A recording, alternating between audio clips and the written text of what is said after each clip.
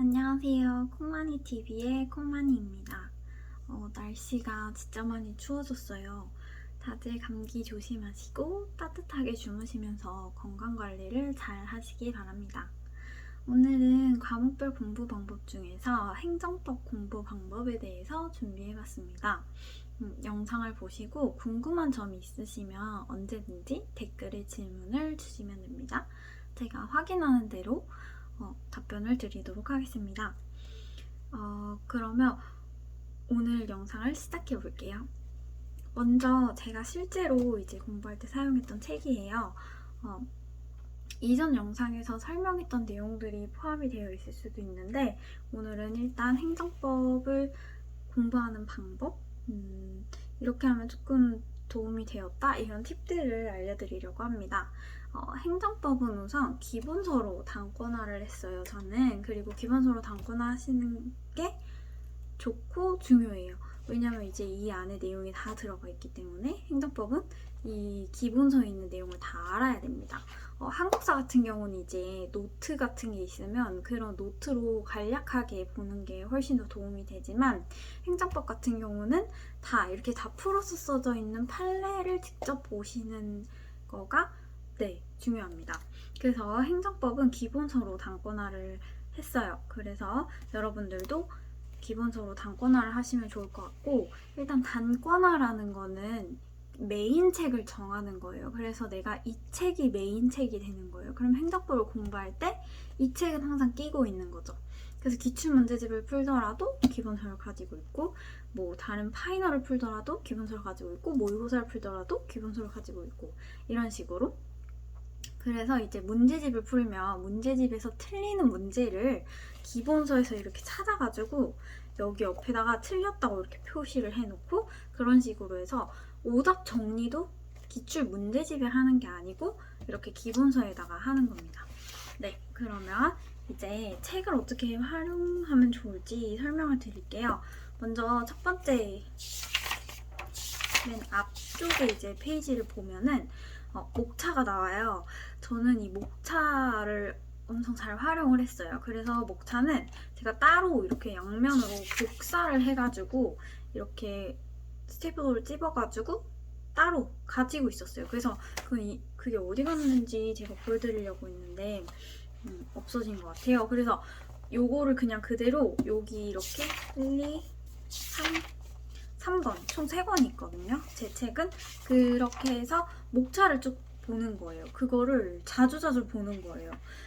그 이유는 일단 내가 이 행정법의 내용들을 잘 알고 있어야 된다는 뜻이고, 또 어떤 범주로 묶여 있는지, 어떤 분류로 분류가 되어 있는지 알고 계셔야 한다는 건데요. 이제 디테일한 내용을 공부를 하면서 막 자세하게 판례들 다 읽어보면서 열심히 공부를 했어요. 그러면 이제 이 판례가 어디에 위치했는지, 그러니까 학문적으로 어떻게 분류가 되어 있는지, 어떤 범죄에 속하는지를 알아야 하는 거예요. 그래서 이제 기본서로 단권화를 하고, 아까 말씀드렸듯이 문제 풀다가 틀린 문제 같은 거를 여기다 표시할 때 내가 이 문제가 법규 명령인 걸 알아야 법규 명령을 찾아가서 거기서 찾아가지고 거기다 표시를 할 수 있을 거 아니에요. 그래서 이 목차를 알고 계시는 게 굉장히 중요를 해서 복사를 해서 따로 가지고 계시는 게 따로 가지고 계시는 거를 추천을 드려요. 그러면 제가 아까 이제 학문적인 분류를 말씀을 드렸는데, 문제들을 보시다 보면은 이제 학문적인 질문들이 나와요. 그래서 이거는 학문적인 문제, 뭐 다른 말로 하면 이론적인 문제, 이런 문제들인데, 그런 문제들은 어떤 문제냐면 이런 문제인데요.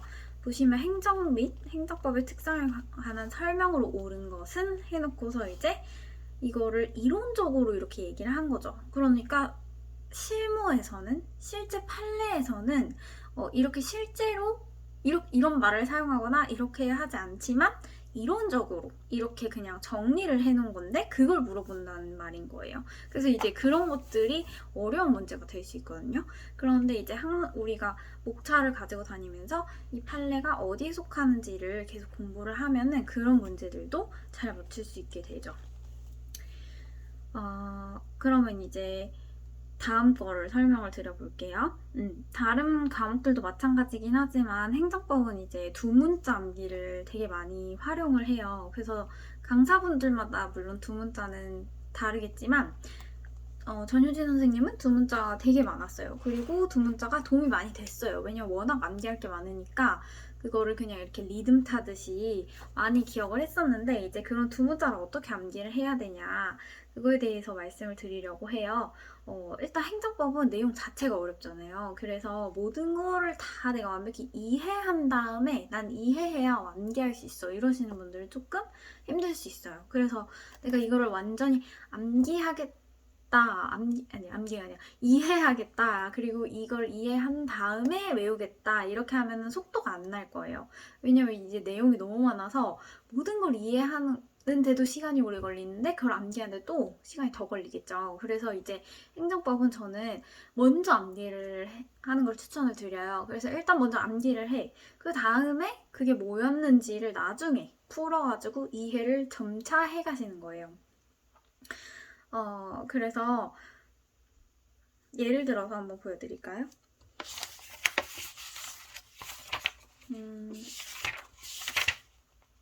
네, 이렇게 보면 이제 제가 이렇게 두 문자를 아예 따가지고 써놨어요. 그러면 제동동천 이걸 외우는 거예요. 그럼 이게 뭔지도 모르면서 그냥 외워요. 일단 강사가 그렇게 부르니까 얘를. 그래서 제동동선이라고 외워. 그런 다음에 이제 나중에 제동동선이 뭐지? 했을 때 자기 구속의 원칙의 성립 요건이 제동동선이지? 이러면 이제 자기 구속 원칙의 뭐 이런 문제가 있었는지 없었는지 기억은 안 나지만 자기 구속 원칙의 성립 요건이 뭐 아닌 것은? 뭐 이런 식으로 문제 당연히 안 내겠죠. 근데 아무튼 그런 식으로 분류가 될 때 일단 이거를 제동동선 두 문자만 따도 이제 문제를 풀 수가 있는 거예요. 그래서 리듬을 이렇게 먼저 입에 익히시고 그 다음에 천천히 이 내용을 자세하게 알아가시면 됩니다.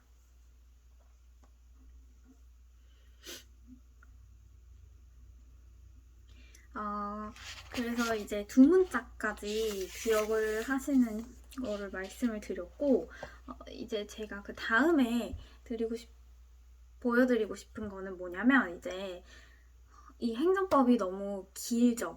무슨 말이냐면 판례도 문장이 너무 길고 내용도 너무 많아. 이 한 판례의 결론을 얻기 위해서 설명이 너무 많아요. 그쵸? 그래서 이제 저는 직관적으로 눈에 딱 보이는 거를 좋아해요. 그리고 그렇게 해야지 그러니까 단순화시키는 거죠. 그래서 직관적으로 딱 봤을 때 얘가 동그라미인지 세모인지 X인지 뭐 이런 걸 알 수 있도록 그래서 이제 그런 표시하는 거를 말씀을 드릴 건데 이거는 6편을 가지고 한번 보여드릴게요. 일단 네 여기 보시면 이제 빨강색이랑 파랑색 이게 일단 구분이 되는 거 보실 수 있을 거예요. 그리고 뭐 여기 설명드리자면 뭐 이렇게 2021 이렇게 되어 있고 뭐 new 이런 식으로 되어 있는데 이게 뭐냐면 2021 공시에 나올 가능성이 높다. 이제 강사님이 시험 근처에 갈수록 말해주시는 거 이런 식으로 따로 표시를 한 거고 네 다시 원래 하던 말로 돌아와서 이제 이걸 직관적으로 표시를 한다는 게 무슨 말이냐면 여기 보시면 단원별 처분성 검토라고 해서 이 파트는 특히나 더 그런데 이게 처분이다 아니다 이거를 아냐 모르냐 이걸 물어봐요. 그러니까 진짜 단순 암기인 거잖아요. 이거는 이게 왜 처분인지를 이해하는 게 아니고 이게 처분이야 아니야 이걸 물어보는 문제거든요. 근데 그런 유형의 문제가 되게 많아요. 그러니까 판례의 결론 위주로 기억을 해야 하는 부분들이 많은 거예요.